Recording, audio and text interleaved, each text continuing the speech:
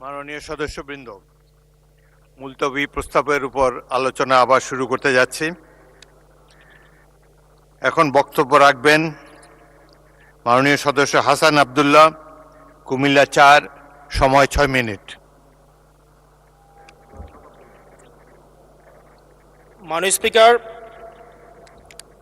আপনাকে ধন্যবাদ মুলতবি প্রস্তাবের উপরে বক্তব্য প্রদানের সুযোগ দেওয়ার জন্য। মাননীয় স্পিকার, কিছুক্ষণ আগে আমাদের সর্বশ্রদ্ধেয় মাননীয় সাংসদ আন্দালিব রহমান পার্থ যখন বক্তব্য দিচ্ছিলেন, উনি যখন বললেন যে সংবিধান যারা ছুঁড়ে ফেলতে চায় তাদেরকে স্বাধীনতা বিরোধীর সাথে উনি অ্যালাইন করলেন, ট্যাগ করলেন মাননীয় স্পিকার। এবং তখন ট্রেজারি বেঞ্চের সম্মানিত মাননীয় মন্ত্রী যারা ছিলেন তারা সেটাকে টেবিল চাপড়িয়ে সেটাকে সমর্থন দিলেন। মাননীয় স্পিকার, গণতন্ত্রের জন্য যিনি আপোষহীন লড়াই করে গিয়েছেন বেগম জিয়া, উনি বলেছিলেন যেদিন জনতার সরকার প্রতিষ্ঠিত হবে, যেদিন এই পার্লামেন্ট জনতার সরকারের কাছে যাবে, এদিন এই সংবিধানকে ছুঁড়ে ফেলা হবে। ট্রেজারি বেঞ্চের যেই মন্ত্রীরা ছিলেন তারা দীর্ঘদিন, তাদের সারা জীবন তারা বেগম জিয়ার সাথে রাজনীতি করেছেন। এই সংবিধান ছুঁড়ে ফেলার সাথে স্বাধীনতা যুদ্ধাপরাধীর অ্যালাইন করার যেটার হাততালি তারা দিয়েছেন, সেটির মধ্য দিয়ে বেগম জিয়াকে তারা মূলত হচ্ছে অপমান করেছেন কিনা তারা সেটা ভেবে দেখবেন। মাননীয় স্পিকার, আমি বক্তব্য দেওয়ার জন্য অনেক কিছু রেডি করে নিয়ে এসেছিলাম। আমরা, আইনমন্ত্রী বলেছেন রুশু পড়ার জন্য, তারপরে হচ্ছে হবস পড়ার জন্য, মদিনা সনদ পড়ার জন্য পড়েছিলাম, কিন্তু আন্দালিব রহমান পার্থ সাহেব যে বক্তব্য দিয়েছেন, আমরা ক্লাস 8-9-এ যে ডিবেট করতাম সেটি রিভার্টাল দিলে 20 মিনিট সময় লাগবে। মাননীয় স্পিকার, আমি ওনার বক্তব্যের রিভার্টাল দিচ্ছি। উনি বলেছেন যে আমি কোট করছি, উনি বলেছেন ৭২-এর সংবিধানের কিছু কিছু বিষয়কে ওনারা সম্মান দিয়েছেন। তার মানে কিছু কিছু বিষয়কে ওনারা সম্মান দেয় নাই। তার মানে এই অভ্যুত্থানের পরে এই সংবিধানের কিছু অংশ ওনারা মেনেছেন, কিছু অংশ ওনারা মানেন নাই। ওনারা কেবল ওই অংশটাই মেনেছেন যে অংশটা ওনাদের পক্ষে গিয়েছে, যে অংশটা ওনাদের বিপক্ষে গিয়েছে এই অংশটা ওনারা মানেন নাই। মাননীয় স্পিকার, এই ধরনের প্রকৃতি সম্পন্ন যারা আছে বাংলাদেশের পার্লামেন্ট, যারা দেখছেন তারা সিদ্ধান্ত নেবেন। যারা কখনো কখনো কনফর্মিস্ট, যারা কখনো কখনো রিফর্মিস্ট, তারা মূলত হচ্ছে অপরচুনিস্ট। এখন আমি সংবিধানের কিছু কিছু ধারা মানব, কিছু কিছু ধারা মানব না। আমি কখনো কখনো সাংবিধানিক, কখনো কখনো আমি অসাংবিধানিক। মাননীয় স্পিকার, যখন ডক্ট্রিন অফ নেসেসিটির প্রশ্ন আসে, মাননীয় স্পিকার, এই এক্সিস্টিং সংবিধান অনুযায়ী যখন 7A এবং 7B বলবৎ থাকে, সেই জায়গা থেকে আইনজ্ঞরা, মাননীয় স্বরাষ্ট্রমন্ত্রী উনি থাকলে ভালো হতো। ডক্ট্রিন অফ নেসেসিটি মাননীয় স্পিকার 48-3 অনুযায়ী রাষ্ট্রপতি সুপ্রিম কোর্টের মাধ্যমে একটা, এই 106-এর অ্যাডভাইজরি একটা রুল আছে মাননীয় স্পিকার। এই অ্যাডভাইজরি রুলের মাধ্যমে সংবিধানের ফান্ডামেন্টাল কোনো বিষয় কম্প্রোমাইজ করা যায় না। মাননীয় স্পিকার, যদি আমি এই সংবিধান মানি তাহলে এই অন্তর্বর্তীকালীন সরকারের বৈধতা প্রশ্নবিদ্ধ হয়। মাননীয় স্পিকার, মাননীয় স্পিকার, যদি এই সংবিধানকে আমি ধারণ করতে চাই, মেনে চলতে চাই, সেদিন 64 বিধি অনুযায়ী অ্যাটর্নি জেনারেল নিয়োগ দেওয়া হয়েছিল 6 আগস্ট। মাননীয় স্পিকার, এই সংসদে প্রশ্ন রাখতে চাই, তৎকালীন বর্তমান রাষ্ট্রপতি চুপ্পু, তখন বলা হয়েছে অ্যাটর্নি জেনারেল নিয়োগ দেওয়ার ক্ষেত্রে প্রধানমন্ত্রীর সাথে আলোচনা করতে হবে। সেদিন কোন প্রধানমন্ত্রীর সাথে আলোচনা করা হয়েছিল সেটা আমাদেরকে অ্যাটর্নি জেনারেল জানাবেন। আমাদেরকে অ্যাটর্নি জেনারেল জানাবেন যেই হিয়ারিংটা হয়েছিল এই হিয়ারিংয়ে উনি উপস্থিত ছিলেন কিনা। তখনকার সময় যিনি প্রধান বিচারপতি ছিলেন ওবায়দুল হক, তিনি তখন কোথায় ছিলেন, সেই রায়ের কপিটা আমরা দেখতে চাই। মাননীয় স্পিকার, মাননীয় স্পিকার, আপনি যখন বেগম জিয়াকে 6 আগস্ট সর্বপ্রথম ছাত্র জনতা যখন সিদ্ধান্ত নিয়েছিল আর এক মুহূর্ত বেগম জিয়াকে কারাগারে থাকতে দিবে না, বেগম জিয়াকে রাষ্ট্রপতির আদেশের মধ্য দিয়ে বেগম জিয়াকে সেদিনই হচ্ছে কারাগার থেকে যেই জুলুমের মধ্যে রাখা হয়েছিল সেটা থেকে ছাত্র জনতার রায়ের মধ্য দিয়ে সেখান থেকে বের করে আনা হয়েছিল। মাননীয় স্পিকার, যদি এই সংবিধানকে বাইবেল ধরে নেই, এই সংবিধানকে যদি গসপেল ধরে নেই, এই গসপেলের পুরোহিত অনুযায়ী যেভাবে ভ্যাটিকান সিটি চলে সেটা যদি আমরা ধরে নেই, তাহলে মাননীয় স্পিকার সেদিন বেগম জিয়া জেল থেকে বের হতে পারেন না। মাননীয় স্পিকার সেদিন বেগম জিয়া জেল থেকে বের হয়েছিল অভ্যুত্থানের জনরায়ের ভিত্তিতে। মাননীয় স্পিকার, আপনারা বলছেন আপনারা ঠিক সেই জায়গায় আপনারা সংবিধানকে আপনারা মানছেন যেই জায়গায় সংবিধান থেকে আপনারা বেনিফিটেড হবেন। মাননীয় স্পিকার, গ্রামের ভাষায় কথা আছে, বলতে চাই না, যে গাং পার হইলে মাঝি কোন দুলা ভাই। ছাত্ররা, আপনাদের নেতা কর্মীরা গত 17 বছর ধান খেতে ঘুমাইতে হয়েছে, ত্যাগ তিতিক্ষার মধ্য দিয়ে যেতে হয়েছে। মহাসচিব কান্না করে বলেছে তাদের নেতা কর্মীরা ঢাকায় এসে রিক্সা চালিয়ে জীবন নির্বাহ করত।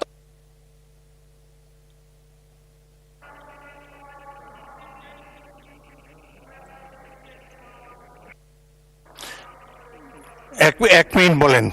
মাননীয় স্পিকার, আজকে দেখেন, আজকে লক্ষ লক্ষ নেতা কর্মী তাদের রক্ত দিয়েছে। ফ্যাসিবাদ বিরোধী প্রত্যেকটি রাজনৈতিক দল, কোন রাজনৈতিক দলকে বিশেষভাবে আমি আলাদা করতে চাই না, ফ্যাসিবাদ বিরোধী প্রত্যেকটি রাজনৈতিক দলের রক্ত শ্রম ঘামের মধ্য দিয়ে এই হাসিনার পতন হয়েছে।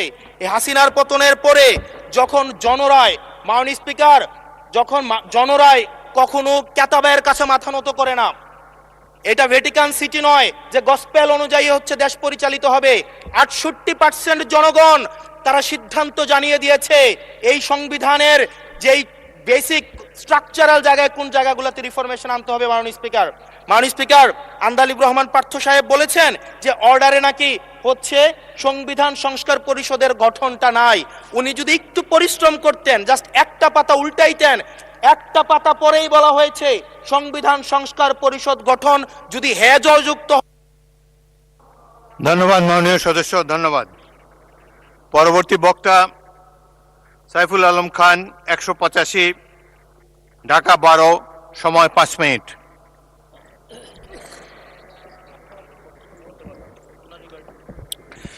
মাননীয় স্পিকার, আপনাকে অনেক অনেক ধন্যবাদ আমাকে সুযোগ দেওয়ার জন্য। আমি শ্রদ্ধাভরে স্মরণ করছি জুলাইয়ের সকল শহীদদের কথা, আলাদাভাবে কেউ নাম উল্লেখ করতে চাই না। আমরা আমাদের দলের পক্ষ থেকে শুরু থেকেই বলেছি কথা, জুলাই আন্দোলন কোনো দলের নয় এবং জুলাইকে কোনো দলের কৃতিত্ব আমরা বলতে চাই না।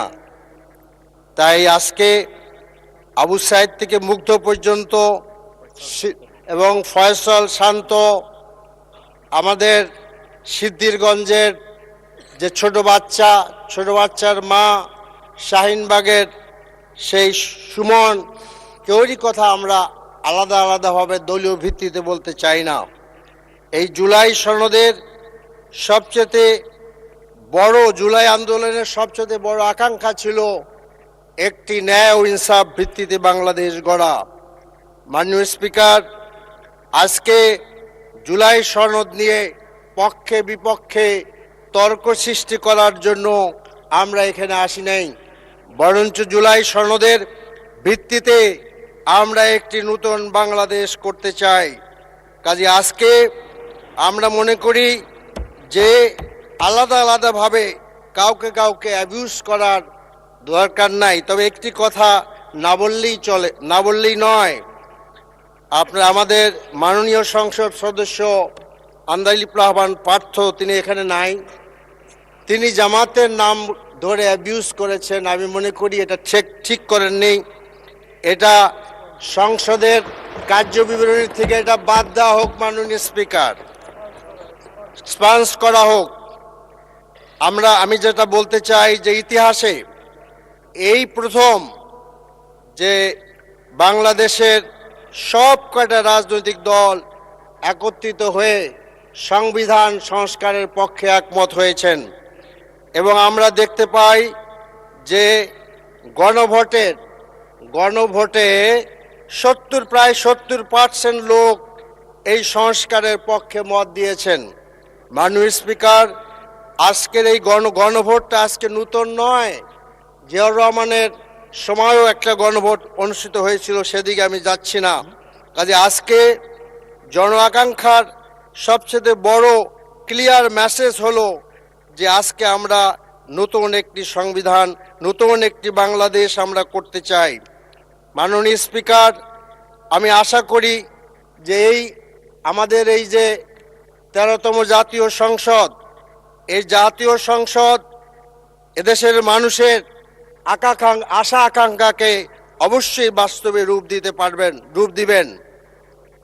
আন্দালিব রহমান পার্থ মাননীয় সংসদ সদস্য তিনি বলেছেন, আমরা কেন বিপ্লবী সরকার গঠন করলাম না। বিপ্লবী সরকার সম্পর্কে আমাদের ছাত্রদের বক্তব্য আছে, হাসানাত হয়তো সময় থাকতে বলতে পারত। এবং আমার কাছে মনে হয় জাস্ট আমি স্মরণ করে দিতে চাই যে ক্যান্টনমেন্টের ওই আলোচনায় আমরাই মাননীয় স্পিকার সবচেয়ে শেষে গিয়েছিলাম, যখন সব কথা শেষ হয়ে গিয়েছিল। মাননীয় স্পিকার, আমাদের মাননীয় আমির সেই দিন রাষ্ট্রপতি ভবনে, বঙ্গভবনে তিনি বেগম জিয়ার মুক্তির ব্যাপারে তাৎক্ষণিক সিদ্ধান্ত দেওয়ার জন্য চাপ দিয়েছিলেন, সে কথা ইতিহাসে লেখা আছে। কাজে আজকে আমাদের যেসব বিষয়গুলো গুরুত্বপূর্ণ, সেই বিষয়টা হলো যে প্রধানমন্ত্রী যেন একছত্র আর নতুন হাসিনা হয়ে যেতে না পারে। এই জন্য প্রধানমন্ত্রীর এবং রাষ্ট্রপতির আপনার এই ভারসাম্য থাকতে হবে ক্ষমতার মধ্যে। কেয়ারটেকার সরকার নিজের ইচ্ছা মতন করলে চলবে না, তারও একটা বিধি ব্যবস্থা থাকতে হবে। আজকে আমরা মনে করি যে নির্বাচন কমিশন যেভাবে একের পর এক আজকে প্রশ্নবোধক নির্বাচন করেছেন, সেই বিষয়টা যদি আমরা বন্ধ করতে চাই, সেখানেও বিধি ব্যবস্থার পরিবর্তন আনতে হবে। দুর্নীতি কমিশন গঠনের ব্যাপারে বিধি ব্যবস্থার পরিবর্তন করতে হবে। বিচার বিভাগের স্বাধীনতা নিশ্চিত করতে হবে। বিচার বিভাগ যেন আর ওই আপনার দলকানা লোকের দ্বারা গঠিত না হয়। কাজে আমি মনে করি যে এখানে আজকে বিতর্ক। ধন্যবাদ মাননীয় সদস্য। ওকে, 1 মিনিট বলেন, 1 মিনিটে শেষ করেন। জি অবশ্যই করব। যে আমি বলছিলাম যে আমি অনেক কথাই বলা যায়, কোনো কথাই বলতে চাই না। আসলে আমরা কিন্তু ভুলে যাই নাই যে আমরা আজকে যারা ট্রেজারি বেঞ্চ আছেন তাদের সাথেই আমরা রাজপথে লড়াই করেছিলাম। এই ইতিহাসটা ছোট নয়। সরকার গঠন করতে তাদের আমরা সমর্থন দিয়েছিলাম নিঃস্বার্থভাবে, সেই ইতিহাসটা ভুল নয়। রাস্তায় বেগম জিয়ার সাথে আমি নিজে হেঁটেছি মাননীয় স্পিকার, সে কথা আজকে ভুলে যায় নাই। কাজেই জনগণের যে লেখা, দেওয়ালের যে লেখা, এই আন্দোলনের যে আশা আকাঙ্ক্ষা, সেটা পূরণ করার আসলে তর্কের বিষয় নয়। অনেক দিন আগে ছাত্র জীবনে বরিশালে গিয়েছিলাম মাননীয় স্পিকার, সেখানে দেখলাম একজন আপনার তার্কিক, তিনি ডিবেটে জয়লাভ করলেন। সবাই আমাকে ধরলো যে ওনাকে।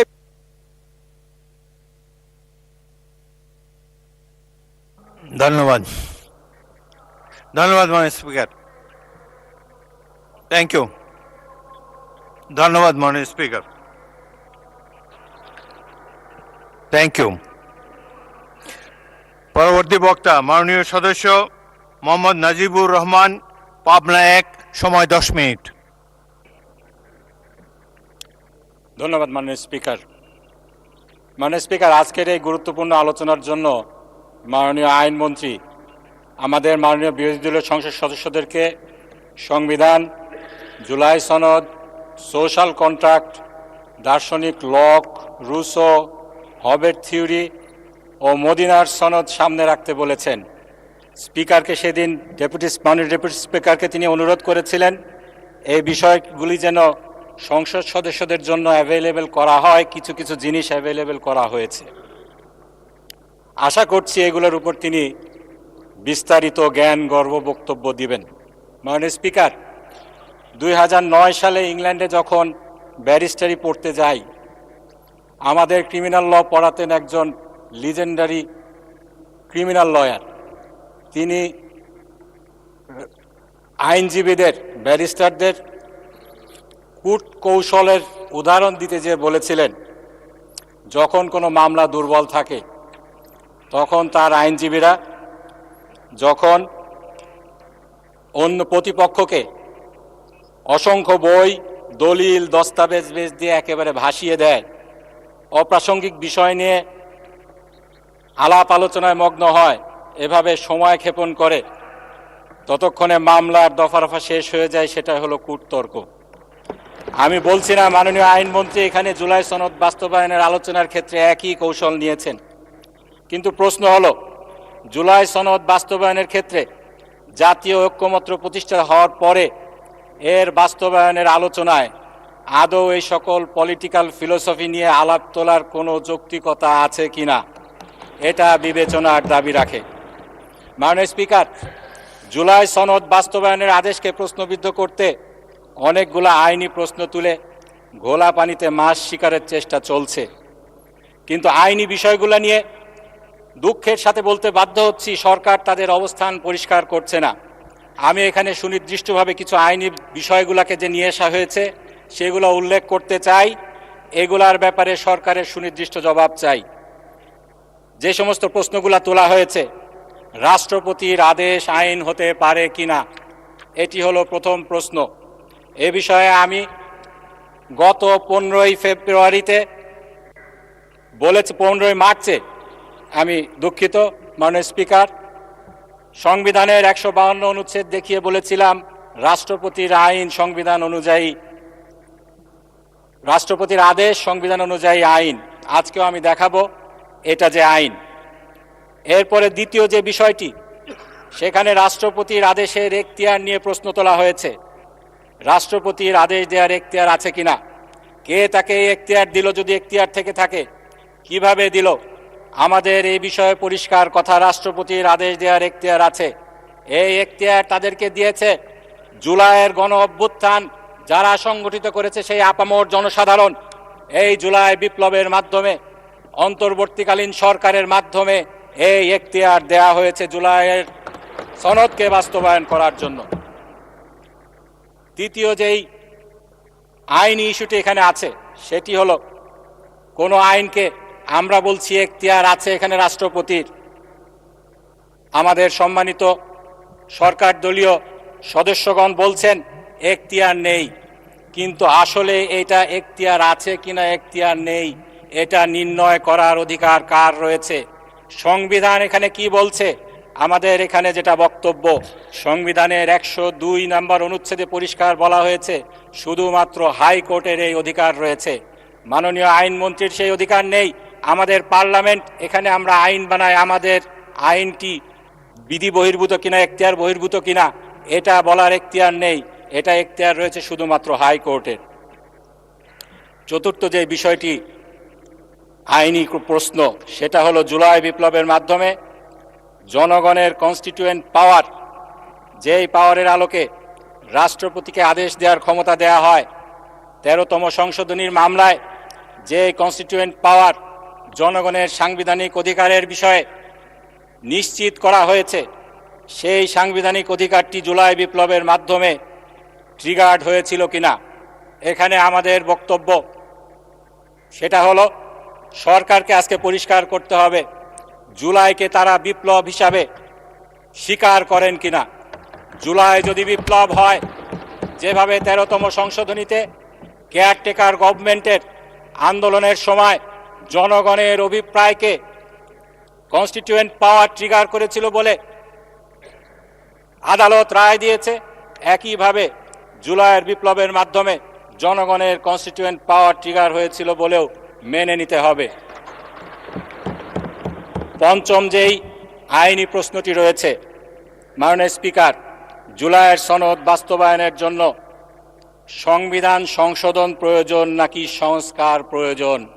এক্ষেত্রে আমাদের বক্তব্য হলো, বাংলাদেশে বিদ্যমান সাংবিধানিক যে আইন রয়েছে, যেই ডক্ট্রিন অফ বেসিক ফিচার, যেটা অষ্টম সংশোধনীর মামলায় আমাদের দেশে ইন্ট্রোডিউস করা হয়েছিল, এবং পঞ্চম সংশোধনীর মামলায় যেটা আরও বেশি স্ট্যাবলিশড হয়েছে, সেটার আলোকে যে ধরনের সংস্কার আমরা চাচ্ছি জুলাইয়ের সনদের মাধ্যমে, সেই সংস্কার সংবিধান সংশোধনের মাধ্যমে সম্ভব নয়। এজন্য প্রয়োজন সংবিধান সংস্কার। মাননীয় স্পিকার, প্রথম যে বিষয়টি আমি বলেছি উত্তর দেয়া প্রয়োজন, সেটি হলো রাষ্ট্রপতির আদেশ আইন কিনা। মাননীয় স্পিকার, এর মধ্যে 7 মিনিট চলে গেছে। মাননীয় স্পিকার, একটা ঘড়ি আছে, মাননীয় সদস্য ঘড়ি দেখে বক্তব্য দেন। সেটাই দেখছি। 10 মিনিট, 3 মিনিট আছে আপনার। 3 মিনিট মিনিট আছে। মাননীয় স্পিকার, যেটা আমি বলতে চাই, 152 অনুচ্ছেদে বলা হয়েছে আদেশ অবশ্যই আইন। এক্ষেত্রে সরকারের পক্ষ থেকে 3টি অবস্থান আমরা লক্ষ্য করছি। আইনমন্ত্রী 29শে মার্চ তিনি তার একটি সাক্ষাৎকারে একটি জাতীয় দৈনিকে বলেছেন, এই আদেশটি অবিকল আইনের মতো মনে হলেও কোনোটাই সাংবিধানিকভাবে বৈধ আইন নয়। যদি উনি মনে করছেন এটা আইন কিন্তু বৈধ আইন নয়। মাননীয় অ্যাটর্নি জেনারেল, তিনি তখন অ্যাটর্নি জেনারেল হননি, 18 মার্চ একটি জাতীয় দৈনিকে তিনি কলাম লিখে বলেছেন, আদেশ যে আইনের অন্তর্ভুক্ত সে কথা অস্বীকার করার কোনো উপায় নেই। মাননীয় স্বরাষ্ট্রমন্ত্রী 15 মার্চ এই সংসদে দাঁড়িয়ে বলেছেন, এটি না অধ্যাদেশ না আইন, মাঝামাঝি একটি জিনিস। এ বিষয়ে আমি সংক্ষেপে যেটা বলতে চাই, এই আইনের বৈধতা নিয়ে একটি মামলা হয়েছে হাইকোর্টে, সেই মামলায় রুল জারি হয়েছে। একটি মামলায় যখন রুল জারি হয়, কোর্ট তখন প্রকারান্তরে ডিক্লেয়ার করেন প্রিমা ফেসি এটা প্রুভড হয়েছে, এটি ল।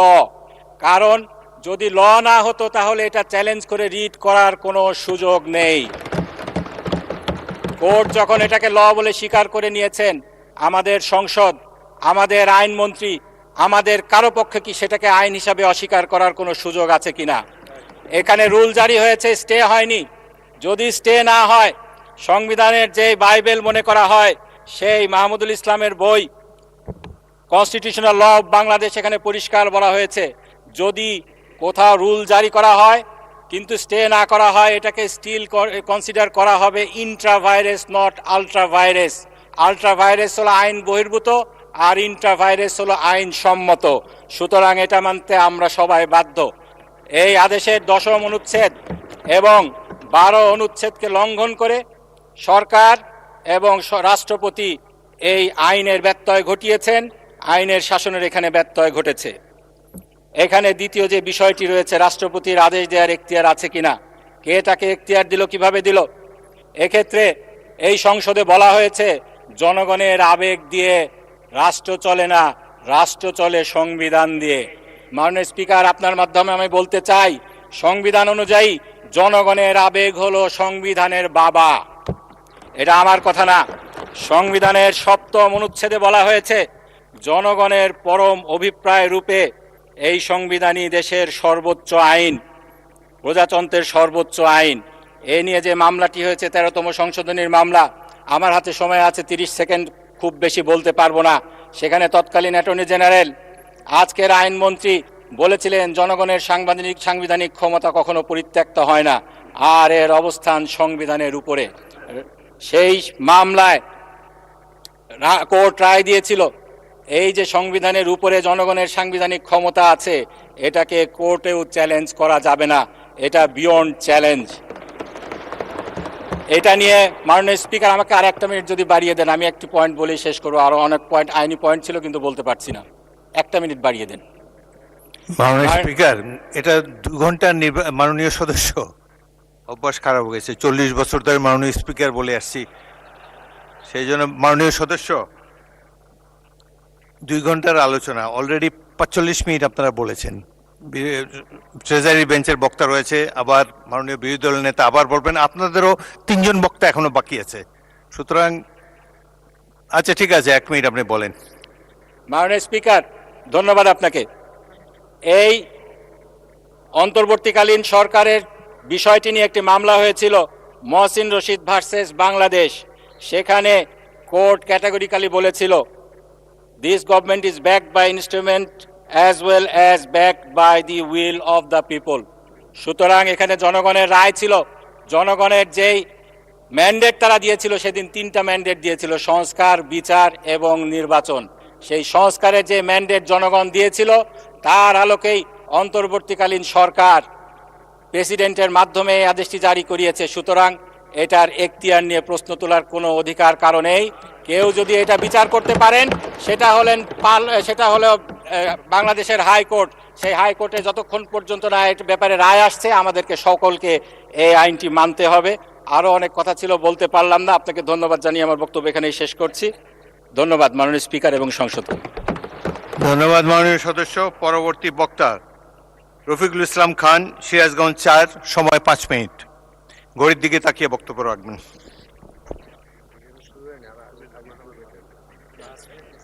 মাননীয় স্পিকার, আপনাকে ধন্যবাদ আমার সময় কমায় দেওয়ার জন্য। দুঃখিত। মাননীয় স্পিকার, আমরা কেউই অস্বীকার করি না যে জুলাই বিপ্লব বা জুলাই অভ্যুত্থান, যেটাই আমরা বলি, এইটা যে ফেসিবাদ থেকে আমরা সবাই মুক্ত হয়েছি, একথা তো অস্বীকার করার কারই উপায় নেই। এবং আমরা দীর্ঘ 16 বছর, যদি আমরা 11 সরকার ধরি, তাহলে প্রায় 18 বছর এই দেশের মানুষ ফেসিবাদের কবলে ছিল, ফেসিবাদের জুলুম নির্যাতনের শিকার আমরা ছিলাম। আমাদের মাননীয় প্রধানমন্ত্রী, আজকে যিনি সংসদ নেতা, তিনিও সেই 11 সরকারের জুলুম নির্যাতনের শিকার হয়েছিলেন। দীর্ঘ সংগ্রামের পর যখন ফেসিবাদী সরকারের প্রধানমন্ত্রী পলায়ন করে চলে গেলেন বাংলাদেশ থেকে, তখন একটি সাংবিধানিক সংকট দেশে তৈরি হয়েছিল। অন্তর্বর্তীকালীন সরকারের কথা সংবিধানে নাই, তাহলে সরকার গঠিত হলো কিভাবে? খুবই পরিষ্কার, জনগণের অভিপ্রায়ের ভিত্তিতেই, এই আকাঙ্ক্ষার ভিত্তিতেই এই অন্তর্বর্তীকালীন সরকার গঠিত হয়েছিল। তাহলে বোঝা যায় সব জিনিস সব সময় সংবিধান ছাড়াও চলেছে।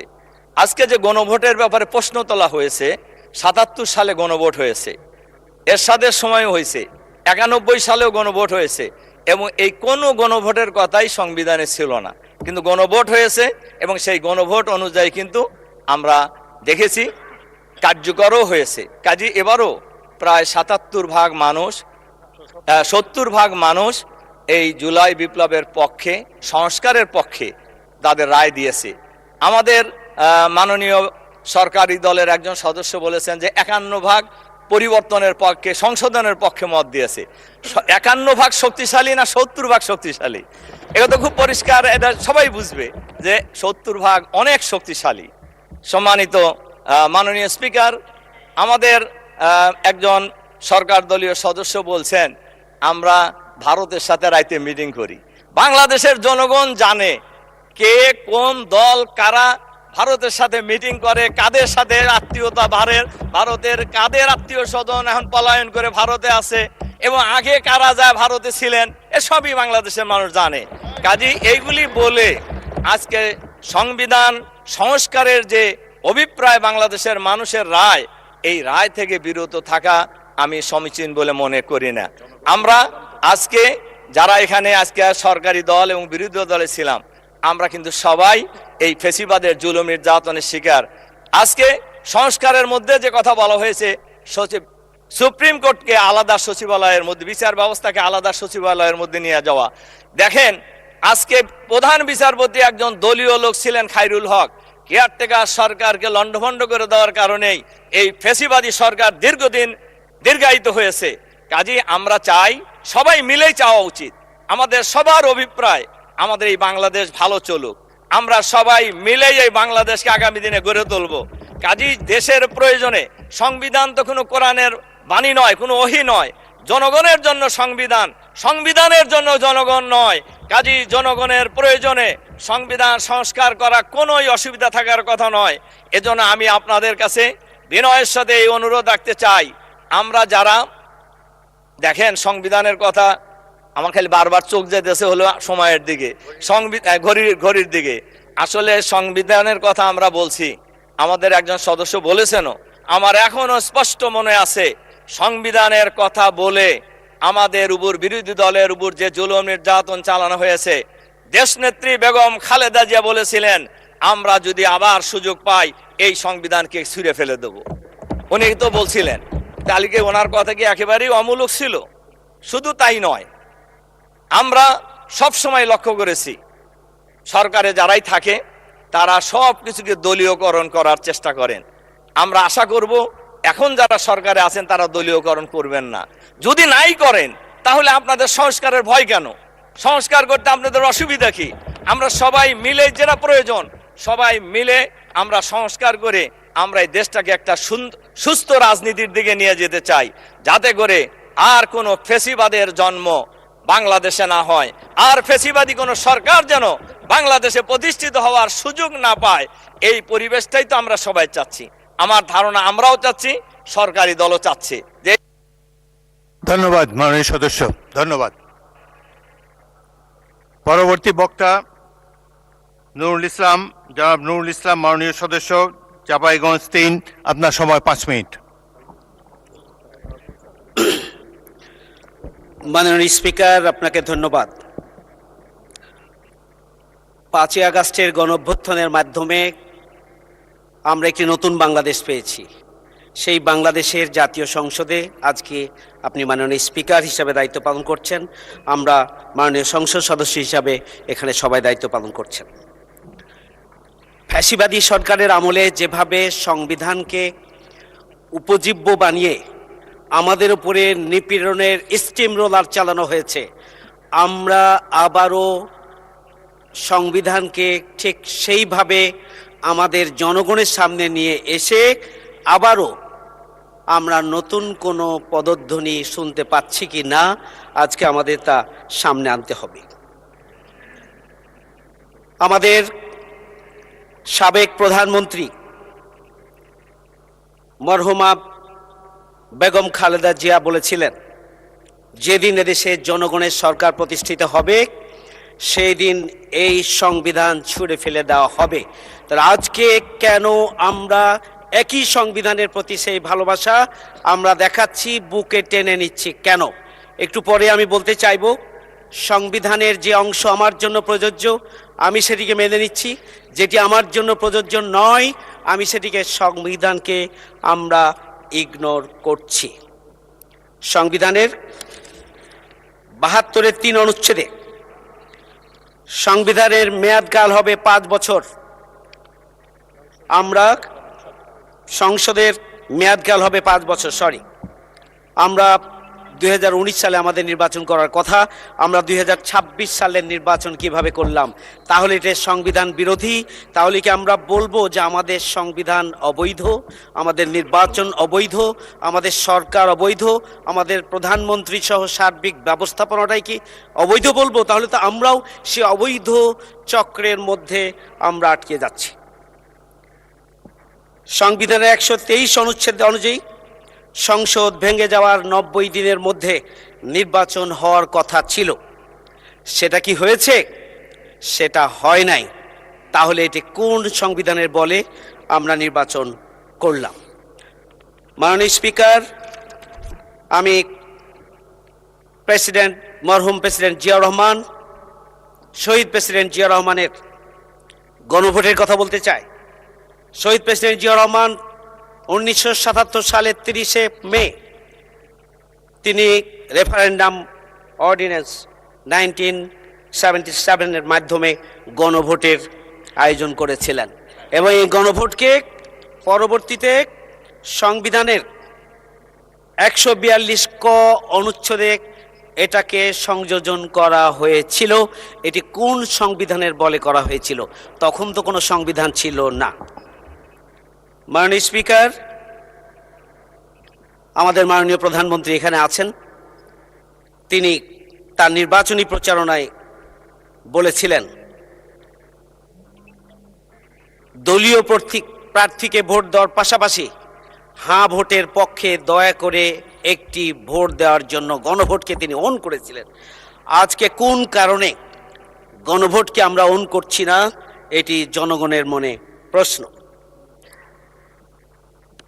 যে সংবিধানকে তারা আমাদের উপরে ছড়ি হিসাবে কাজে লাগিয়ে আমাদের উপরে নির্যাতনের স্টিম রোলার চালিয়েছিলেন, আজকে সেই সংবিধান নিয়ে আমাদের এই যে মাতামাতি, আমরা জুলাই গণঅভ্যুত্থানের যে চেতনা, যে স্পিরিট, সেটিকে প্রকৃত অর্থে যদি আমাদের ধারণ করতে হয়, তাহলে তো উই ওয়ান্ট জাস্টিসকে ধারণ করতে হবে, তাহলে বৈষম্যহীন বাংলাদেশকে ধারণ করতে হবে, তাহলে প্রেসিডেন্ট এবং প্রধানমন্ত্রীর ক্ষমতার ভারসাম্যকে ধারণ করতে হবে, 2 টার্মের বেশি প্রধানমন্ত্রী থাকবেন এটি ধারণ করতে হবে, 2টি দল, দলীয় দায়িত্ব এবং প্রধানমন্ত্রীর দায়িত্ব, এগুলো একজন ব্যক্তির ওপরে থাকবে না, সেটিকে ধারণ করতে হবে। সেই বিষয়গুলোকে ধারণ করে আমরা ফ্যাসিবাদ মুক্ত নতুন বাংলাদেশ যদি প্রতিষ্ঠা করতে চাই, তাহলে অবশ্যই জুলাই আদেশ বাস্তবায়নের মাধ্যমে যে গণভোট হয়েছে, সেই গণভোটকে আমাদেরকে ওন করতে হবে এবং সেই গণভোটকে কাজে পরিণত করতে হবে, মেনে নিতে হবে, এর কোনো বিকল্প নাই। মাননীয় স্পিকার, আপনাকে ধন্যবাদ। 1 মিনিট সময় কি পাওয়া যাবে? কনক্লুড করেন মাননীয়। মাননীয় স্পিকার, জুলাই সনদ এবং এর বাস্তবায়ন আদেশের মাধ্যমে গণভোটের ব্যাপারে রাজনৈতিক দলগুলো ঐক্যমত ছিলেন। আজকে নির্বাচন হয়ে যাওয়ার পরে আমরা কেন সরকারি দলের মধ্যে এই ঐক্যমতের ভিন্নতা দেখছি? আজকে এটি একটা বড় প্রশ্ন হয়ে দাঁড়িয়েছে। এটি সরাসরি জুলাই বিপ্লবের প্রতি অবজ্ঞা, এটি জুলাই বিপ্লবের শহীদদের প্রতি অবজ্ঞা এবং জনগণের যে আকাঙ্ক্ষা, সে আকাঙ্ক্ষার সাথে পরিপূর্ণরূপে সাংঘর্ষিক বলে আমি মনে করি। গণভোটের রায় আমাদেরকে মেনে নিতে হবে। জনগণের অভিপ্রায়ের পরম অভিব্যক্তি রূপে এই সংবিধান প্রজাতন্ত্রের সর্বোচ্চ আইন। সংবিধানের 7(2) অনুচ্ছেদে পরিষ্কারভাবে বলা হয়েছে, আজকে যে গণভোট অনুষ্ঠিত হয়েছে, সেই গণভোটকে মেনে নিয়ে সেই গণভোটের যে সিদ্ধান্ত, সেটিকে বাস্তব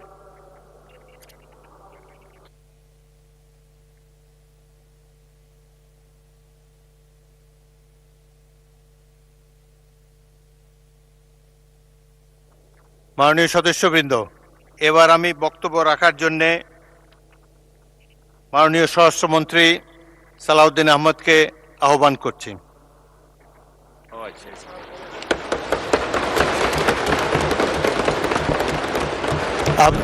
মাননীয় মন্ত্রী, আপনার সময় 30 মিনিট, তারপরে যদি লাগে আপনাদের সময়ের মধ্যে অ্যাডজাস্ট করে নেব। মাননীয় স্পিকার, আপনাকে ধন্যবাদ। আমাদের এখানে we have many pulse in our string. Already একজন বক্তৃতা দিয়েছেন, আরও দিবেন মাননীয় আইনমন্ত্রী। আমি না দিলে অনেক সময় খুশি হয় অনেকে। আমি ভাবছিলাম আমাদের আরও জুয়েলস যারা আছে তাদেরকে আজকে একটা একটা করে প্রকাশিত করব। মানে স্পিকার, অনেক ধন্যবাদ আপনাকে। আমি মাঝে মধ্যে আজকে একটু দেখব, কারণ রেকর্ডের ব্যাপার অনেক কিছু এখানে উত্থাপিত হয়েছে। আমাদের মাননীয় বিরোধী দলের অনেক বিজ্ঞ সদস্য, ব্যারিস্টার্স, অ্যাডভোকেটস, যারা আইন কানুন সংবিধান উদ্ধৃত করেছেন, মজবুরিতে আমাকেও কিছু কিছু জবাব দিতে হবে। আজকে যে নোটিশটা মাননীয় বিরোধী দলীয় নেতা মুলতবি প্রস্তাবের জন্য উত্থাপন করেছেন, লিখিত কাগজটা আমার কাছে আছে। এখানে জুলাই জাতীয় সনদ, সংবিধান সংস্কার বাস্তবায়ন আদেশ 2025, আদেশ নম্বর 1/2025, আমি পড়ছি ওনারটা। এর অনুচ্ছেদ 10 অনুযায়ী সংবিধান সংস্কার পরিষদের অধিবেশন আহ্বান প্রসঙ্গে, এটাই হচ্ছে আজকের ফ্যাক্টিং ইস্যু, আলোচ্য বিষয়।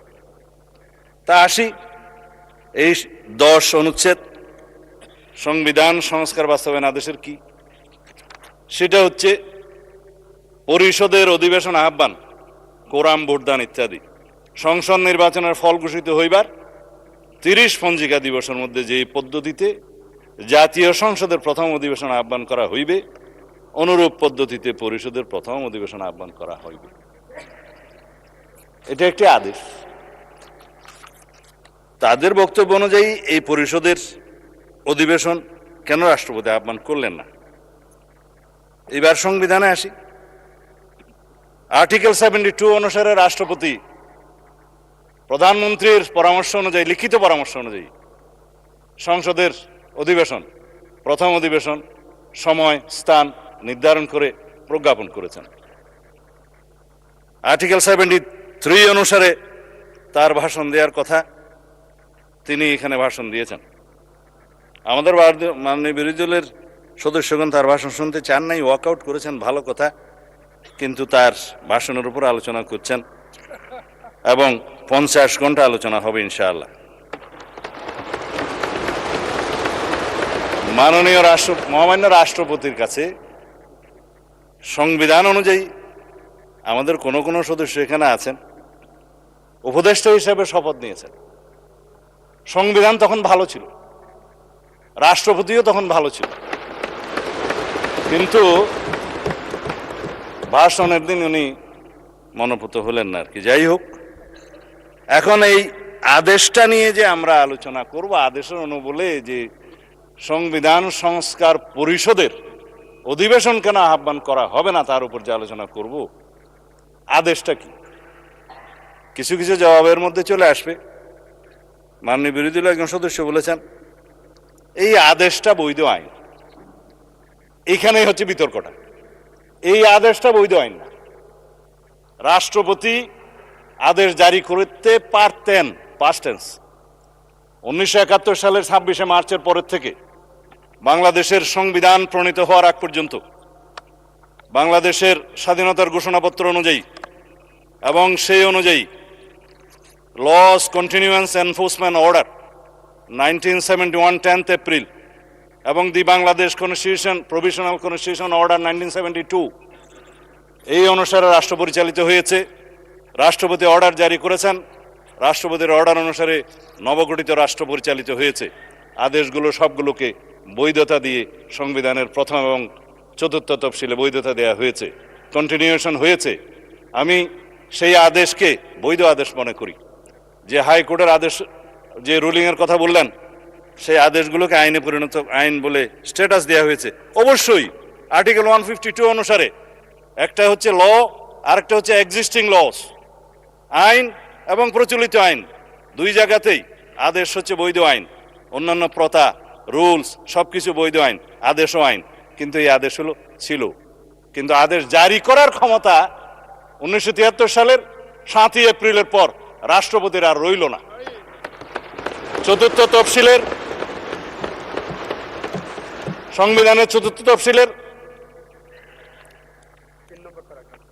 ধারা 3 সাবসেকশন 2 সাবসেকশন 3 অনুসারে যে সমস্ত আদেশ জারি হয়েছিল সেটা বৈধ, এবং যে সমস্ত আদেশ জারি হয়েছে সেটা পরে রাষ্ট্রপতি বাংলাদেশে প্রণীত সংবিধানের সাথে সামঞ্জস্যপূর্ণতা দেওয়ার জন্য সেটা আদেশ সংশোধনও করার ক্ষমতা দেয়া হয়েছে।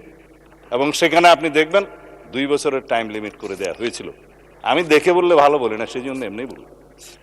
তো সেই জায়গায় 2 বছরের সময়সীমা 1974 সালের একটা দিবসে শেষ হয়, সেটা আমি পরে বলবো, এখানে দেখে বলতে হবে। কিন্তু চতুর্থ তফসিলের ধারা 17 সাবসেকশন 2 লাস্ট প্যারাগ্রাফ অনুসারে বাংলাদেশের রাষ্ট্রপতির আর আদেশ জারির ক্ষমতা রইল না। তারপরে দেখে নিতে পারেন। তারপরে রাষ্ট্রপতি আদেশ জারি করলেন কিভাবে, সেটাই হচ্ছে আজকের ফ্যাক্টর ইস্যু। যে আদেশের জন্মই বৈধ হলো না, সেই আদেশ হবে ভয়েড অ্যাব ইনিশিও লিগ্যাল ল্যাঙ্গুয়েজ, সূচনা থেকেই অবৈধ। এইবার বক্তৃতায় আসি। মাননীয় স্পিকার, এই আদেশটা রাষ্ট্রপতির অধ্যাদেশ না হওয়ার কারণে 133টি অধ্যাদেশ উপস্থাপন করা হলেও সংসদের প্রথম দিনে এই আদেশটা উপস্থাপন করা হলো না, কারণ এটা না হয় অধ্যাদেশ, না হয় আইন। আমি সেজন্য বলেছিলাম এটা হয়তো কোনো নিউট্রাল জেন্ডার হতে পারে। এনিওয়ে, এই আদেশটি অন্তর্বর্তীকালীন সরকারের অন্তহীন একটি প্রতারণার দলিল। এটা আমি আজকে আবার পুনরুচ্চারণ করছি। এই আদেশের 10 ধারা অনুযায়ী সংবিধান সংস্কার পরিষদের যে অধিবেশন আহ্বান করার কথা আমাদের মাননীয় বিরোধী দলীয় নেতা উত্থাপন করেছেন, সেইটা ফ্যাক্ট ইন ইস্যু সম্পর্কে আমি আজকে বলে ফেললাম। এখন রাষ্ট্রপতি যে রাষ্ট্রপতি 72 অনুচ্ছেদ অনুসারে যে সংবিধানের নির্দেশ বিধান অনুসারে প্রধানমন্ত্রীর লিখিত পরামর্শ অনুযায়ী এই মহান জাতীয় সংসদের অধিবেশন আহ্বান করেছেন, স্থান এবং সময় নির্ধারণ করেছেন, সেটাও বলেছি। কিন্তু সংবিধান সংস্কার পরিষদের কি কোনো অস্তিত্ব এখন আছে? যে রাষ্ট্রপতি কোন বিধান বলে এই অধিবেশন আহ্বান করবেন? এই আদেশ, যে আদেশটা ভয়েড অ্যাব ইনিশিও, সেই অনুবলে কি রাষ্ট্রপতি কোনো ক্ষমতাপ্রাপ্ত হলেন? হ্যাঁ, যদি আমরা এখানে সবাই সম্মত হতাম, সংবিধান সংশোধন হয়ে যেত, সেখানে রাষ্ট্রপতিকে ক্ষমতা দেয়া হতো এবং রাষ্ট্রপতি সেই অনুসারে সংবিধান সংস্কার পরিষদের গঠন করতেন। সংবিধানে আসতো, ফর্ম আসতো তৃতীয় তফসিলে 148-এর বিধান অনুসারে, সেই ফর্ম অনুসারে যিনি শপথ পরিচালনা করতে পারতেন তিনি, তার নির্ধারণ হতো, সেটি স্পিকার হোক, রাষ্ট্রপতি হোক বা প্রধান নির্বাচন কমিশনার হোক, তারপরে সেই প্রশ্ন আসতে পারত। এখন যেই সংবিধানের 4th তফসিলের 3য় দফা সাবসেকশন 2, সাবসেকশন 3 এবং 17 দফার লাস্ট প্যারাগ্রাফ সাবসেকশন 2 আমি উদ্ধৃত করলাম, সেটা দয়া করে সবাই দেখতে পারেন। এখন কথা হলো, মাননীয় স্পিকার, এই আদেশটার অনুবলে আমরা যেটা এখানে দাবি করছি সেটা তো একটা অবৈধ আদেশ, ভয়েড অ্যাব ইনিশিও। কিন্তু আমরা যদি সংবিধান সংশোধন চাই, তাহলে সেই সংবিধান সংশোধন জাতির কাছে আজকে আমি পরিষ্কারভাবে প্রকাশ করতে চাই। একটা বিভ্রান্তি সৃষ্টি করা হচ্ছে সারা জাতির মধ্যে যে বিএনপি সংস্কার চায় না। বিভ্রান্তি সৃষ্টি করা হচ্ছে বিএনপি জুলাই জাতীয় সনদ মানে না। কিন্তু যেটা নিয়ে বিতর্ক হচ্ছে সেটা হচ্ছে জুলাই জাতীয় সনদ উইদিন ব্র্যাকেট সংবিধান সংস্কার বাস্তবায়ন আদেশ, অর্থাৎ জুলাই আদেশ। আমরা তো আছি জুলাই জাতীয় সনদে, যেটা জাতির সামনে সবাই স্বাক্ষর করেছি সেটাই। এবং এই জুলাই জাতীয় সনদের 2025-এর ঐতিহাসিকভাবে যেটা স্বাক্ষরিত হয়েছে, বাংলাদেশের সকল রাজনৈতিক দলের, গণতান্ত্রিক রাজনৈতিক দলের ফেসিবাদী বাদে, যেটা রাজনৈতিক সমঝোতার দলিল হিসাবে স্বাক্ষরিত হয়েছে, এই দলিলের প্রত্যেকটি অক্ষর, শব্দ, বাক্য আমরা ধারণ করি এবং প্রশ্ন উঠেছে যে আমরা এই আদেশের অনুবলে কেন আমরা গণভোট যেটা অনুষ্ঠিত হয়েছে সেটা মানছি না। আসেন, গণভোট অনুষ্ঠিত হয়েছে, এই গণভোটের প্রস্তাবক তো আমরা ছিলাম। আমি প্রস্তাব দিয়েছিলাম বিএনপির পক্ষে যে অন্যান্য রাজনৈতিক দল জুলাই জাতীয় সনদ যখন স্বাক্ষরিত হবে, তখনও হয়নি, সেটার আইনি ভিত্তি দেওয়ার জন্য সবাই একটা দাবি উত্থাপন করলেন। বললাম হ্যাঁ, জনগণের সম্মতি নেওয়া যায়। এই জুলাই জাতীয় সনদের পক্ষে জনগণ আছে কি নাই? কারণ এই জুলাই জাতীয় সনদের 2টা ভাগ।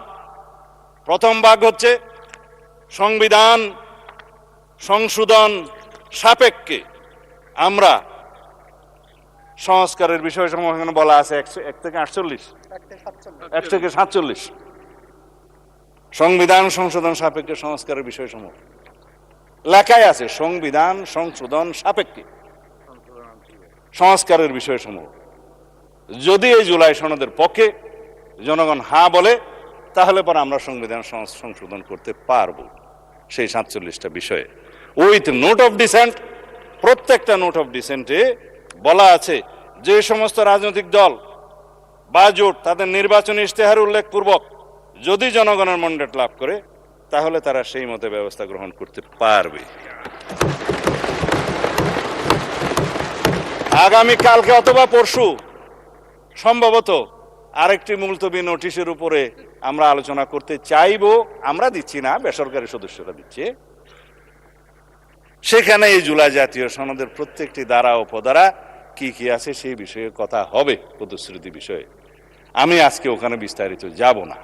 এটার দ্বিতীয় ভাগ হচ্ছে যে সমস্ত সংস্কারের বিষয়ে আমরা একমত হয়েছি সেই বিষয়ের মধ্যে কিছু আইন আছে, সংশোধন করতে হবে, কানুন আছে, বিধি আছে, বিধান আছে, সেটার জন্য সংবিধান সংশোধনের প্রয়োজন হয় নাই বিধায় ইন্টারিম গভর্নমেন্ট অনেক অধ্যাদেশের মাধ্যমে সেগুলো সংশোধন করেছেন, এক্সিকিউটিভ অর্ডারের মাধ্যমেও করেছেন। আমরা এগ্রিড হয়েছি। তবে সেই সমস্ত অধ্যাদেশগুলো বিধান মতে বাংলাদেশের নির্বাচিত জাতীয় সংসদে উত্থাপন করতে হয়েছে। আর্টিকেল 93 অনুসারে আইনমন্ত্রী সেটা করেছেন। And this is the supremacy of the parliament. And this is the sovereignty of the people. And this is the sovereign house of the nation. এই sovereign হাউসের ক্ষমতা হচ্ছে, এখতিয়ার হচ্ছে রাষ্ট্রপতি অধ্যাদেশ জারি করতে পারলেও ইন বিটুইন টু সেশনস সেটা এই মহান সংসদে পাশ করে নিতে হবে উইদিন 30 days। এটাই হচ্ছে সার্বভৌম পার্লামেন্টের সার্বভৌমত্ব। মাননীয় স্পিকার, আমরা এখন যদি এটার পোস্টমর্টম করতে চাই, রাষ্ট্রপতির এই আদেশ কেন অবৈধ তার যুক্তিসমূহ একটু বলি। 7 এপ্রিল 1973, আগে যেটা বলছিলাম, এই তারিখ থেকে বাংলাদেশের প্রথম জাতীয় সংসদ বৈঠক অনুষ্ঠিত হওয়ার পর রাষ্ট্রপতির আদেশ জারির ক্ষমতা রহিত করা হইল সংবিধানে 4th তফসিলের 17 দফার 2 দফা, লাস্ট প্যারা। রাষ্ট্রপতির কোনো আদেশ এবং অধ্যাদেশ দ্বারা পরবর্তী সংসদের সার্বভৌম এখতিয়ারকে খর্ব করতে পারেন না। কেন পারেন না? আর্টিকেল 7, রাষ্ট্রের সকল ক্ষমতার মালিক জনগণ, এবং সেই জনগণের সার্বভৌমত্ব এখতিয়ার প্রয়োগের মাধ্যমে এই সংবিধান হচ্ছে সর্বোচ্চ আইন। Any laws inconsistent to the constitution will be buoyed, is buoyed, shall be buoyed to the extent of the inconsistency. এটাই হচ্ছে supremacy of the constitution, supremacy of the house, supremacy of the people of the country। সেই 7 অনুচ্ছেদ বলে কথা বলছি। এই 7 অনুচ্ছেদে 2টা ধারা যুক্ত করেছিল fascist Hasina, 7A and 7B, যেগুলা আনকনস্টিটিউশনাল ডিক্লেয়ার হয়েছে, নাল এন্ড ভয়েড হয়েছে, হ্যাঁ, আল্টা ভায়ার্স কনস্টিটিউশন ডিক্লেয়ার হয়েছে, বলা হয়েছে নন এস্ট, মানে ইট ওয়াজ নট দেয়ার। ভার্ডিক্ট হাইকোর্টের এখনো পর্যন্ত আপিল হয়নি। সংবিধান সংস্কার বাস্তবায়ন আদেশের দফা 4, আমি এখান থেকে লিখেছি আর কি, আইন থেকে। গণভোটের ব্যালট উত্থাপিত প্রশ্ন। দফা 8, সংবিধান সংস্কার পরিষদের সদস্য হিসেবে শপথ গ্রহণ। দফা 10, যেটা নিয়ে আলোচনা হচ্ছে, সংবিধান সংস্কার পরিষদের অধিবেশন আহ্বান। দফা 13, সংবিধান সংস্কার অবিলম্বে কার্যকর করা। একটা মহামান্য সম্রাটের আদেশ জারি হয়ে গেল, 180 দিনের ভিতরে সংবিধান সংশোধন হয়েছে বলে দরিয়া লওয়া হইবে। তাহলে পরে জনগণের অধিকার কোথায়? সুপ্রিমেসি কোথায়? সুভেরেনিটি কোথায়? জনগণ 51% ভোট দিয়ে কনস্টিটিউশনাল ম্যান্ডেটে নির্বাচিত করেছে এই সংসদ সদস্যদের। প্রশ্ন আসছে ওই পক্ষ থেকে, তাহলে 70% ভোটের কি হবে? 70% ভোটের একটা ফয়সালা হবে। জনরায়কে আমরা সম্মান করতে চাই, করতে হবে, কিন্তু এই 70% তো দেওয়ার কথা ছিল মাননীয় স্পিকার জুলাই জাতীয় সনদের পক্ষে আছে কি নাই সেটার উপর। আমি আগেও বলেছি, এই যে আদেশ যেটা নিয়ে কথা হচ্ছে এবং যেটার সাথে সামঞ্জস্য রেখে গণভোটের অধ্যাদেশ করা হয়েছে, সেই গণভোটের দফা 3 এবং 4, আরো কয়েকটা দফা আছে, দেখলে সময় যাবে, আমি দেখব না। সেগুলো সামঞ্জস্যতা রেখে প্রশ্ন রেডি করা হয়েছে। জনগণকে বলছে এটা সংবিধান সংস্কার হয়ে যাবে, এর পক্ষে হাত বানাবো। কথা হচ্ছে মাননীয় স্পিকার, আর্টিকেল 93 অর্ডিন্যান্স জারির মাধ্যমেও রাষ্ট্রপতির ক্ষমতা নাই কোনো সংবিধানের বিধানকে রহিত হয়, পরিবর্তন হয় সেরকম কোনো আইন জারি করা, অধ্যাদেশ জারি করা। এটা তো অধ্যাদেশও নয়, এটা তো ভয়েড অ্যাব ইনিশিও একটা অর্ডার, যেটা রাষ্ট্রপতি করতেই পারেন। সেখানে কনস্টিটিউশন চেঞ্জ করার জন্য একটা আদেশ জারি হলো, তারপরে সেটার অনুবলে গণভোটের মধ্যে প্রশ্ন উত্থাপিত হলো। এগুলো সবকিছু হচ্ছে এখতিয়ার বহির্ভূত। যারাই করেছে, ইন্টারিম গভর্নমেন্ট করেছে, কনস্টিটিউশন ভায়োলেশন করেছে, অথচ সেই কনস্টিটিউশন অধীনেই তো তারা শপথ গ্রহণ করেছে। সে রাষ্ট্রপতি করতেই পারেন না, এখতিয়ারটা কোথায়? তারপরে আসে এখন দফা 13, সংবিধান সংস্কার অবিলম্বে কার্যকরী হবে। সেটা বললাম, সরাসরি এটার মধ্য দিয়ে নেক্সট পার্লামেন্টকে, অর্থাৎ এই পার্লামেন্টকে, সাকসেসর পার্লামেন্টকে, পরবর্তী পার্লামেন্টের এখতিয়ারকে খর্ব করা হলো। পৃথিবীতে এমন কোনো বিধান নাই, সংবিধানের মাধ্যমেও না, সাকসেসর পার্লামেন্টকে, পরবর্তী সংসদকে বাইন্ডিং করতে পারে, অধিকার ক্ষুণ্ণ করতে পারে। হ্যাঁ, করতে পারে। আমরা এখানে এমন কোন আইন এখন সংবিধান আনতে পারবো না যে পরবর্তী পার্লামেন্টের সংসদ সদস্যরা এই করতে পারবে না। নো, যার জন্য সংবিধানের ফ্যাসিস্ট সরকার আরোপিত 7A and B null and void ঘোষণা করা হয়েছে। আল্টাবাস দ্য কনস্টিটিউশন ঘোষণা করা হয়েছে, বলা হয়েছে নন এস্ট, এটা ছিলই না। এখন আসেন যে দফা 7, 180 দিনের ভিতরে সংবিধান সংস্কার সম্পন্ন করার যে বিধান করা হয়েছে, যে এই সংস্কার পরিষদের অস্তিত্বই নাই, সেই সংস্কার পরিষদের এখতিয়ার এখানে ডিক্লেয়ার করা হয়েছে যে 180 দিনের ভিতরে এই আদেশে যা যা আছে সব করবেন। আদেশটার মধ্যে মাননীয় স্পিকার যে সমস্ত তফসিল দেয়া হয়েছে, 30টা তফসিল দেয়া হয়েছে। এই তফসিলের মধ্যে আদেশটা দেখলাম, আমি তো মনে করছিলাম 48টাই তফসিল এখানে ধরিয়ে দেবে, পক্ষে 47টা। বলছে জুলাই জাতীয় সনদ 2025 যে সকল বিষয়ে ঐক্যমত হয়েছে, ঐক্যমত হয়েছে উইথ নোট অফ ডিসেন্ট। কিন্তু এখানে নোট অফ ডিসেন্টের প্রশ্নটা কোথায়? এখানে নোট অফ ডিসেন্টের অংশটা কোথায়? আপনি প্রস্তাবটা করলেন আর নোট অফ ডিসেন্ট সহ যেভাবে আমরা ঐক্যমত হয়েছে সেটা লিখলেন না। তার মানে এটা হচ্ছে একটা জাতীয় প্রতারণা দলিল। এখানে বলছে দফা 4 অনুযায়ী গণভোটের ব্যালটে উত্থাপিত 4টি প্রশ্নের প্রত্যেকটিতে আপনি আলাদাভাবে হ্যাঁ অথবা না দেওয়ার বিধান, এই হ্যাঁ অথবা না দেওয়ার বিধান এইটা সংবিধান সংশোধনের প্রশ্ন জড়িত, এই পার্লামেন্টের সার্বভৌমত্ব লঙ্ঘনের সাথে জড়িত। সেই প্রশ্নই আপনি গণভোটে দিতে পারেন। যদি দিয়েও থাকেন 4টা গণভোটের প্রশ্ন, আমাকে কেন বাধ্য করা হলো একটা জবাব দিতে হবে হ্যাঁ অথবা না? বলা হচ্ছে যে তুমি এখানে 3টা শরবতের বোতল আছে, তবে এই কুইনেনটাও তোমাকে খাইতে হবে। মা ছেলেকে ট্যাবলেট খাওয়াতে পারছে না বেশি তিতা, তো কলা খাই ছেলে, কলার ভিতরে কুইনেনটা ঢুকাই দিল ছেলে, এবং খাওয়ার সময় দেখলো এটা তিতা তিতা লাগে, তার এটা দূর করে বাইর করে ফেলাই দিল। এই কোন আইনকে আপনি জাতিকে এইভাবে বাধ্য করে খাওয়াইতে পারেন? 3টা প্রশ্নের সাথে জুলাই জাতীয় সনদের মিল আছে। আমরা গণভোট চেয়েছিলাম এই জুলাই জাতীয় সনদের ভিত্তিতে, সবাই সম্মত হয়েছিল। ইন্টারিম গভর্নমেন্ট, অস্থায়ী গভর্নমেন্ট, তত্ত্বাবধায়ক সরকারের মতো মৌলিক কোনো বিষয়ে সিদ্ধান্ত নেওয়ার এখতিয়ার রাখে না। তারা কিভাবে একটা অবৈধ আদেশ জারি করে রাষ্ট্রপতিকে দিয়ে? আমি মহামান্য রাষ্ট্রপতির সাথে তখন কথা বলেছিলাম যে মহামান্য রাষ্ট্রপতি, আপনি কি আদেশ জারি করতে পারেন? বলে আমি তো পারি না, কিন্তু আমাকে পারাচ্ছে। তা এখন রাজহংসকে জোরপূর্বক স্বর্ণের ডিম পারতে বাধ্য করার মতো ঘটনা। যাই হোক, এখন সেটা অবৈধ ডিম্ব হয়েছে। এখন সংসদ সদস্য হিসেবে শপথ গ্রহণের পর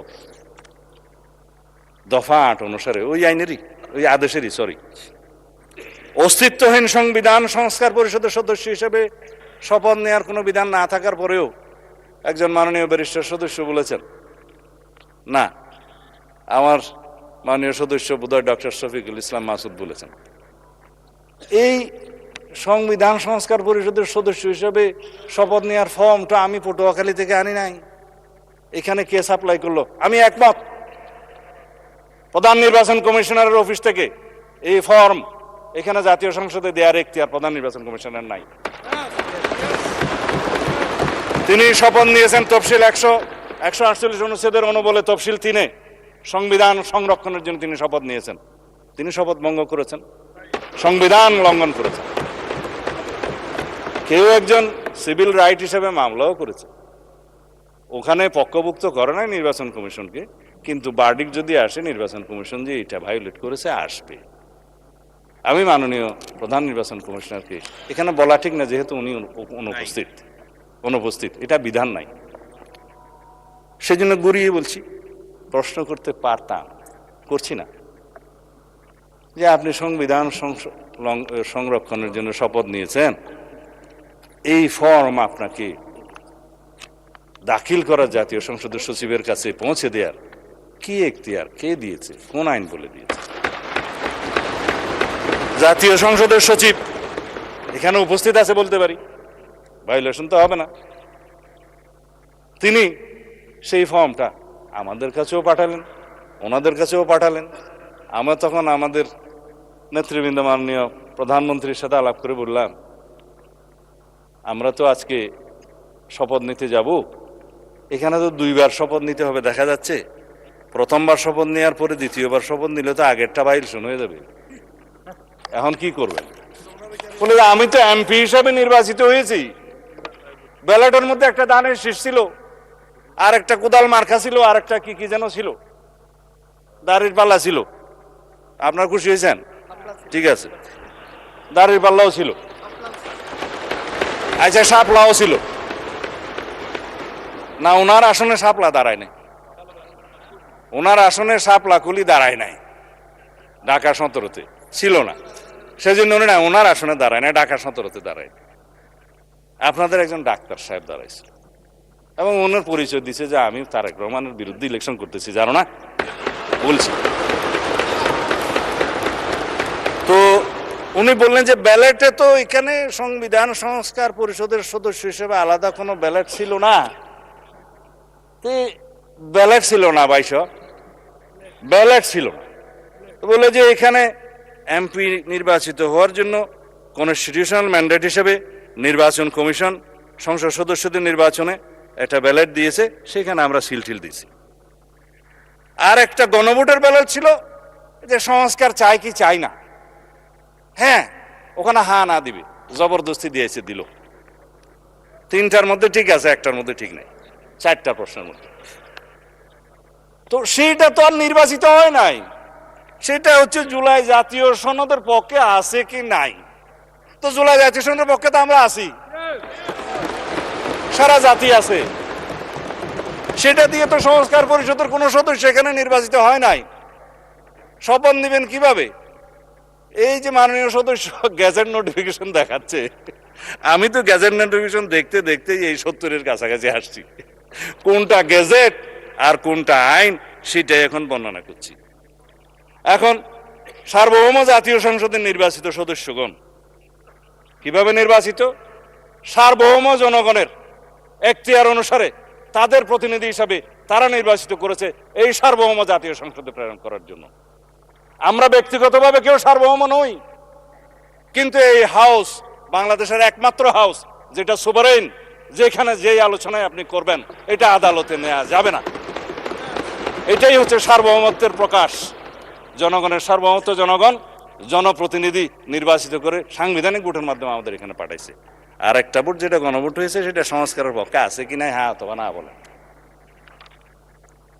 আমার এই এখতিয়ার সংসদ সদস্য হিসেবে, এই সার্বভৌম সংসদের এখতিয়ার কি একটা গণভোটের সংস্কারের হ্যাঁ অথবা না দিয়ে 70%-এর কথা যেটা বলছে সেটা কি ভায়োলেট করা যায়? তারা তো বলেছে আপনি সংস্কার চান কি চান না, চেয়েছে, আমরা তো সংস্কার চাই, কিন্তু কিসের ভিত্তিতে চাই?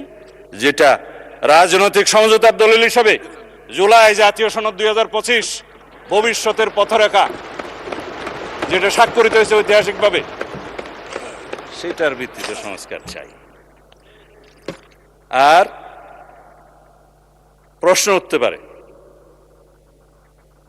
গণভোট এবং তার ফলাফলের কি হবে, বলে ফেললাম।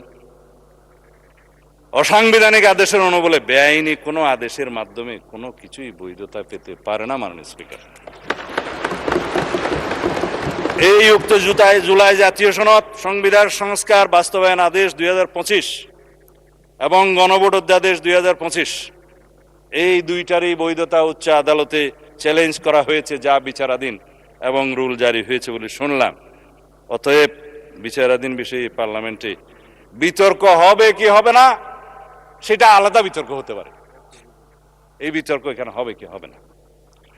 বাংলাদেশ জাতীয়তাবাদী দল বিএনপি এই স্বাক্ষরিত জুলাই জাতীয় সনদ 2025 এর প্রতিটি অক্ষর, শব্দ, বাক্যকে ধারণ করে বাস্তবায়নের জন্য জাতির কাছে আমরা অঙ্গীকারাবদ্ধ। আমরা জুলাই জাতীয় সনদের আলোকে জুলাই ছাত্র গণ অভ্যুত্থানের 2024-এর শহীদের আকাঙ্ক্ষা এবং জাতির প্রত্যাশা পূরণের প্রতিশ্রুতিবদ্ধ।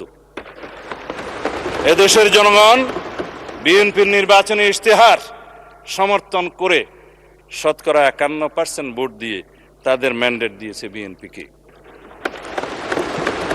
কিন্তু আমরা সরকারি দল, বিরোধী দল সবাইকে নিয়ে এই মহান জাতীয় সংসদে সমঝোতার ভিত্তিতে আলাপ আলোচনার মধ্য দিয়ে সংবিধানের গণতান্ত্রিক সংশোধনী আনতে চাই।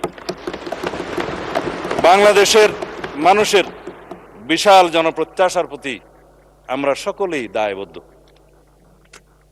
আমি এখন কনক্লুড করবো, এরপরে পলিটিক্যাল বক্তব্য আমি দেব না, কারণ সময় বোধহয় বেশি নাই। হ্যাঁ, আচ্ছা, 1 মিনিট সময় আছে আপনার। ঠিক আছে, আমি 1 মিনিটে, আপনারা একেবারে না বললেও ভালো।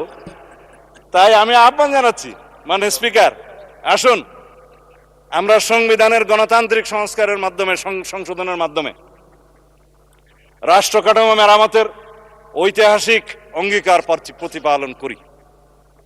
সেজন্য আমি আজকে এই মহান জাতীয় সংসদে প্রস্তাব রাখছি on behalf of our leader of the house. জাতীয় সংসদে প্রতিনিধিত্বকারী সকল রাজনৈতিক দলের এবং স্বতন্ত্র সদস্যদের সমন্বয়ে সংবিধান সংশোধনের জন্য একটি সংসদীয় বিশেষ কমিটি গঠন করি এবং উক্ত কমিটিতে আমরা সকলে মিলে আলাপ আলোচনা করে সমঝোতার মাধ্যমে জনপ্রত্যাশিত সংবিধান সংশোধনী বিল এই মহান জাতীয় সংসদে উত্থাপন করি এবং সেটা সমঝোতার মাধ্যমে আমরা গ্রহণ করি। আমার সময় শেষ। ধন্যবাদ মাননীয় মন্ত্রী।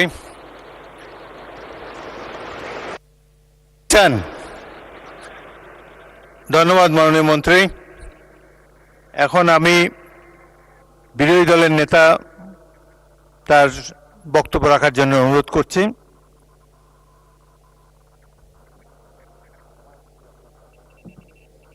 মাননীয় স্পিকার, আপনাকে ধন্যবাদ। আমার বক্তব্যের হায়াত কতটুকু হবে? আপনাকে সময় দেই। আপনাদের বিরোধী দল থেকে ইতিমধ্যে 56 মিনিট বলেছেন। তো আমি প্রথমে চেয়েছিলাম যে 1 ঘন্টা করে 2 ঘন্টা হোক, তবে আপনাদেরকে কিছু সময় বেশি দেবো। আমি আগেই যেহেতু বলেছি, খুব ভালো হয় যদি আপনি 10 মিনিটে শেষ করে দেন। হ্যাঁ, বোধহয় কষ্ট হবে আমার। আচ্ছা, আপনাকে কষ্ট দিতে চাই না। Thank you so much. মাননীয় স্পিকার, আমি পুরা সময়টা জুড়ে সমস্ত মাননীয় সংসদ সদস্য যারা বক্তব্য রেখেছেন তাদেরকে সম্মানের সাথে অনুধাবন করার চেষ্টা করেছি। দেশ এবং জাতির জন্য সংবিধান এবং এই সংসদ, আমরা কে ট্রেজারি বেঞ্চে আর কে অপোজিশন বেঞ্চে, এগুলা কোনো পার্মানেন্ট জিনিস না। এই স্বাধীন বাংলাদেশেই কিছু কিছু দল তারা ওখানে বসতেন, আজকে তারা কোথাও নেই। আবার এখানে যারা বসতেন মাঝে মধ্যে ওখানেও বসতেন, আজকে তারা এখানে বসা আছে। এটাই গণতন্ত্রের সৌন্দর্য। আমরা দলের অভিপ্রায় নয়, জনগণের অভিপ্রায়টাকেই আমরা সম্মান দিয়ে এখানে এসেছি এবং এই প্রস্তাবটা উত্থাপন করেছি। অতি গুরুত্বপূর্ণ বক্তব্য রেখেছেন মাননীয় স্বরাষ্ট্রমন্ত্রী। যেহেতু আন্দালির রহমান পার্থ সাহেব এখানে নেই, এই জন্য আমি ব্যাপারে কোনো কথা বলবো না। উনি ফায়ার করেছেন, কিন্তু কিছু কিছু ফায়ার ওনার ব্যাক ফায়ার হয়ে গেছে।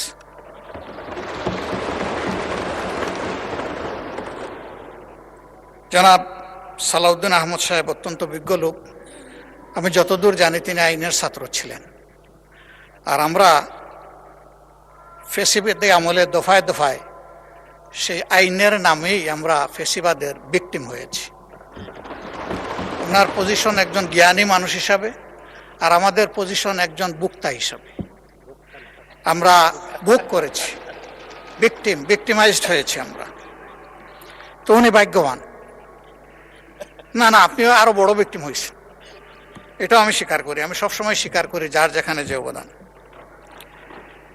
তিনি 73 সালের পরে অর্ডার যে আইন নয় সেইটার উল্লেখ করেছেন, কিন্তু এরপরে বহু অর্ডারও, বহু অধ্যাদেশ, বহু আদেশ আইনের রূপ নিয়েছে। আজকে যদি সেই সমস্ত সম্মানিত ব্যক্তিদের সম্পর্কে কথা বলি, তারা আজকে দুনিয়ায় নেই। অনেককেই আমরা অন্তর থেকে গভীরভাবে শ্রদ্ধা করি, তাদের প্রতি অশ্রদ্ধা হবে। আমি সেই জায়গায় ফিরে যেতে চাই না। আবারও বলবো, সংবিধান এবং আইন মানুষের জন্য, আইন কিংবা সংবিধানের জন্য জনগণ নয়। এই জিনিসটা আমরা খেয়াল রাখলে ভালো হতো। ব্যক্তিগতভাবে আমি বিশ্বাস করি যে এখানে যারা এসেছেন তারা জনগণের মধ্যে অতি শ্রদ্ধার পাত্র। কাজেই কাউকে ঠিক হিট করে কথা বলাটা আমি কখনো সমীচীন মনে করি না। আমি সেদিকে যাব না। আমাদের জনাব সালাউদ্দিন আহমদ